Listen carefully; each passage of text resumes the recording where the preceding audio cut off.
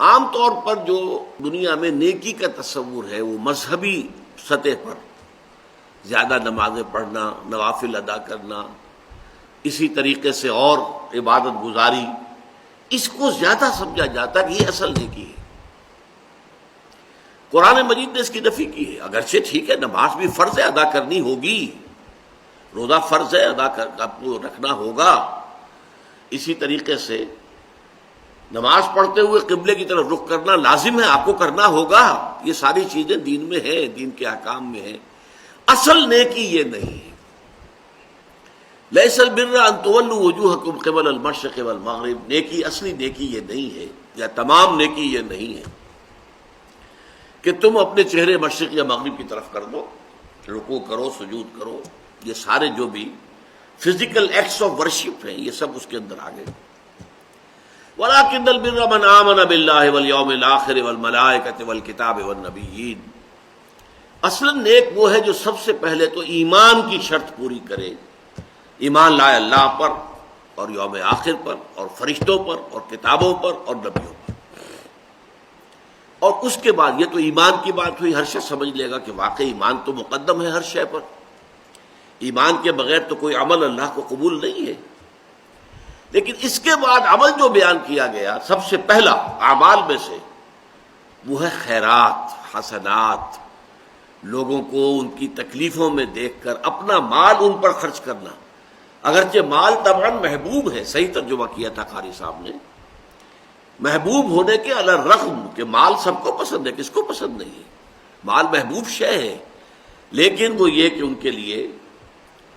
وہ لوگ آت المال علی حب ہی، اس کی محبت کے علی الرغم انہوں نے مال خرچ کیا۔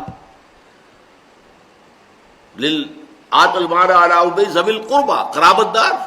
رشتہ دار، والیتامى، یتیم، والمساکین، وابن السبیل، مسافر، والسائلین، دستے سوال دراز کرنے والے، مانگنے والے، وفی الرقاب، اور گردنوں کو چھڑانے میں، رقبہ کہتے ہیں گردن۔ اس کی معنی کیا ہے کہ اگر کوئی غلام ہے تو اپنے مال سے اس کو خرید کر آزاد کر دیا جاتا تھا، یہ بہت بڑی نیکی تھی۔ حضرت ابوبکر رضی اللہ تعالیٰ عنہ کے جو فضائل کا دفتر ہے اس میں سب سے روشن اور درخشندہ باب یہی ہے کہ غلاموں اور کنیزوں میں سے جو اسلام لے آئے تھے اور انہیں ان کے کافر اور مشرک آقا ستا رہے تھے، مار رہے تھے، تکلیفیں پہنچا رہے تھے، انہوں نے جو بھی ان کے آقاؤں نے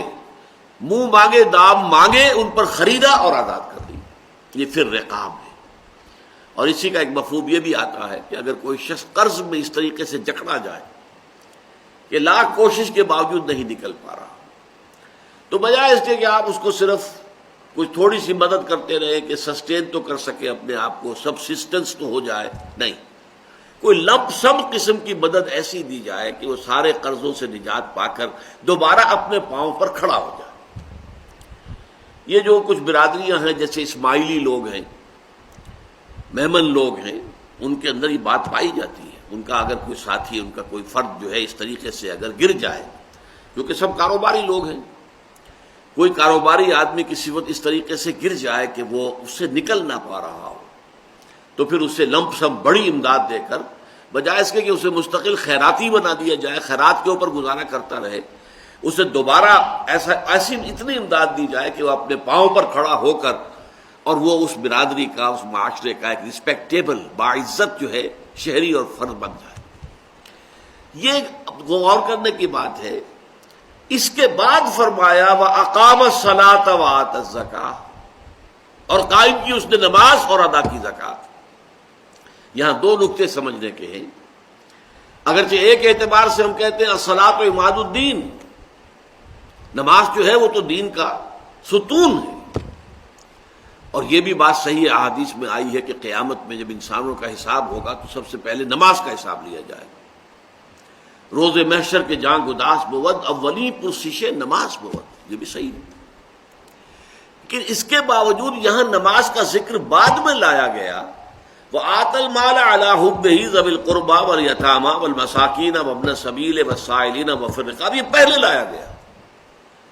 گویا کہ عبادات پر مقدم ہے انسان کے اندر اس جذبے کا ہونا